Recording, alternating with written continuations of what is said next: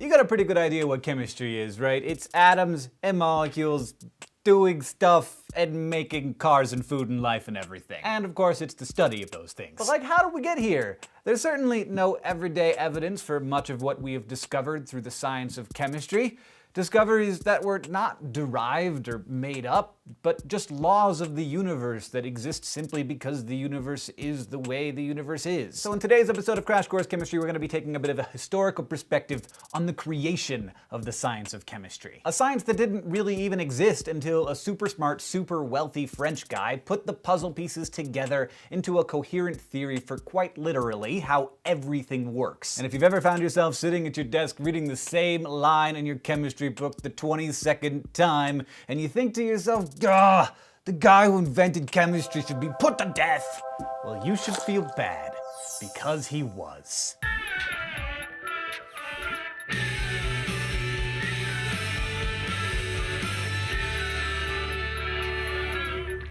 Antoine Lavoisier was pretty fantastic. He was a geologist, a botanist, a biologist, and a physicist. He helped define the metric system, created an international language of chemistry, named hydrogen and oxygen, predicted the existence of silicon, outlined what elements were, figured out how animals extracted energy from food, determined that an element could take different forms upon discovering that both ash and diamond contained pure carbon, published the very first chemistry textbook ever, and there's a reason why the law of conservation of mass used to be called Lavoisier's law. Born into a wealthy family, Lavoisier inherited a massive amount of money when his mom died when he was 5 years old, and though he did get licensed to practice law as his father expected him to follow in his lawyerly footsteps, young Antoine chose science instead. When the opportunity arose to marry a wealthy girl whose father's massive income came from collecting taxes for the French government, he did it, even though she was 13? A questionable decision, though not uncommon at the time. It turned out that the family connections would be his undoing, though, not the age of the bride at her marriage. Marie-Anne, as she grew older, would become a colleague as well as a wife, assisting Antoine in his experiments and his analysis of the work of others. Indeed, it was Marie-Anne who translated Essay on Phlogiston for Antoine, which he ripped to pieces, changing everything forever. Until Antoine Lavoisier started inspecting everybody's work, the prevailing theory of chemical change was that some substances contained an elusive element called phlogiston. By burning these phlogiston-containing elements, they would lose their phlogiston and become new things. Lavoisier took those theories and their research, combined it with research being done elsewhere, and added in his own genius experiments, and then tore the chemical world to pieces with a little thing called combustion. He determined that hydrogen wasn't inflammable air, it was an element. Indeed, he named it hydrogen because it was generated from water, or hydrogenated. And he determined that oxygen was a vital ingredient for combustion, and also what would later be known as oxidation, something that we'll discuss quite a lot in this course. By hooking people up to his bizarre contraptions, he determined that burning wood consumed the same amount of oxygen, and produced the same amount of carbon dioxide as people consuming food and breathing, thus determining that people, and all animals, are powered by some form of internal combustion. Now, experimenters of the day, I hesitate to call them chemists, notice that when you burn something, its mass decreased. Like, here's a fuse, and I put it on a scale, and I burn it, and its mass decreases. But Lavoisier determined that if all the particles and gas are collected, like if I burn the fuse inside a closed bottle, the mass stays the same. Stuff remained stuff. You can't lose any. You couldn't make more.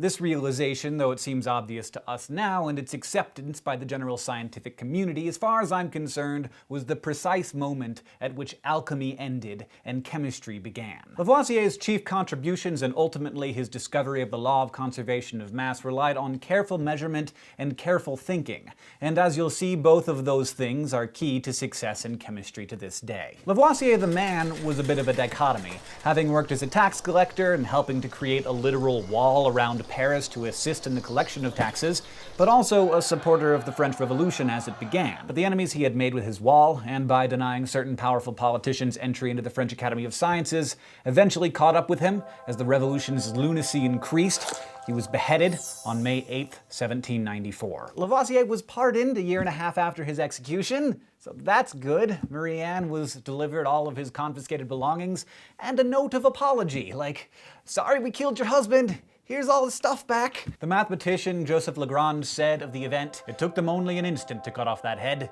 but France may not produce another like it in a century. It's worth noting, though this isn't really science talk, that Lavoisier couldn't have done any of his magnificently careful measurements had it not been for his enormous wealth. He commissioned the creation of hundreds of pieces of equipment, large and small. Only the system of economic inequality that the French were revolting against made it possible for Lavoisier to do his work. I'll leave you to think on the implications of that on your own. Lavoisier's work was, for a full century, the basis of all chemistry, proving that you don't have to be rich to get a law at least temporarily named after you. French pharmacist Joseph Proust built on Lavoisier's ideas of extremely careful measurement, showing that a chemical compound always contains the same proportions of elements. For a while we called this Proust's law, but to make it easier to remember for the world, we just call it the law of definite proportions now. And then an English school teacher, John Dalton, followed Proust by examining what at first appeared to be a problem with Proust's work. Carbon and oxygen, when reacted together, would form two different proportions, not just one. Of course, what was happening is obvious to us. Carbon and oxygen were reacting to form two different compounds,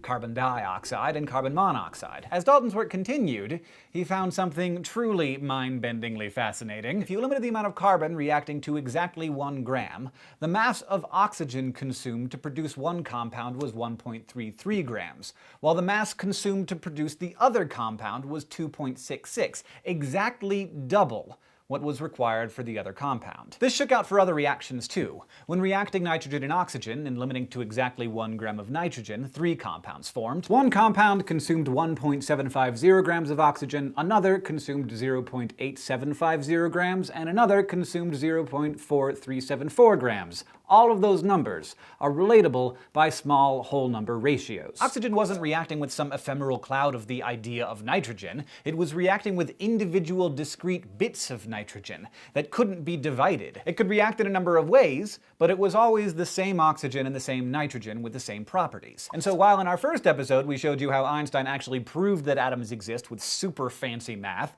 Dalton had used multiplication to become the first person to actually have real data supporting the idea of atoms. Dalton still, though, had it kinda wrong. He thought that the products of his reactions were elements as well. Basically, he believed that atoms and molecules were the same thing. We often simplify this and don't note Dalton's confusion on this particular point, but that leaves a couple of other fantastic chemists out of the story. For example, Joseph-Louis Gay-Lussac, who in 1804 became the highest scientist ever in history by taking a hot air balloon to the dangerous height of 7,000 meters to take air samples. But in addition to being maybe a little bit crazy, Gay-Lussac published a paper showing that a volume of oxygen gas is 2 times smaller than the volume of water vapor it creates, indicating that somehow oxygen was splitting into 2 pieces. Dalton would not accept this because it meant that oxygen was not 1 but 2 atoms, and apparently that just messed with his whole conception of the universe, and he never did accept it, even unto his death. It took an Italian house elf,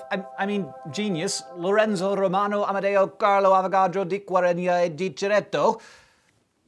Did the first time. We'll just call him Amadeo Avogadro, but he was a count, so he had to have a super fancy name, and I'm me, so I had to try to say it. Much like Lavoisier, Avogadro's political alliances would get him into trouble.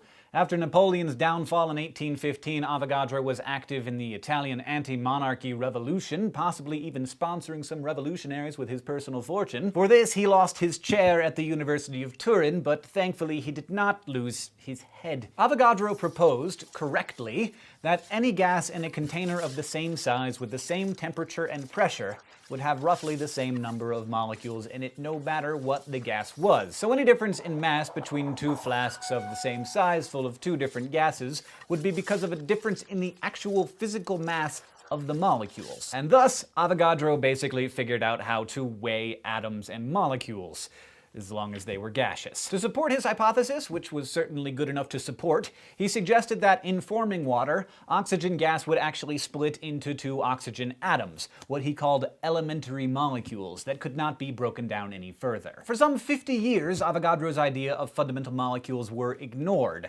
maybe because of incorrect ideas about how atoms stuck together, maybe because Italy was a bit of a backwater of science and Avogadro wasn't considered an important thinker at the time. But the scientific community, as it usually does, came back around to Avogadro's ideas eventually, not only naming his proposal that equal volumes at the same temperature and pressure contain the same number of molecules, Avogadro's law, but also giving him his own number.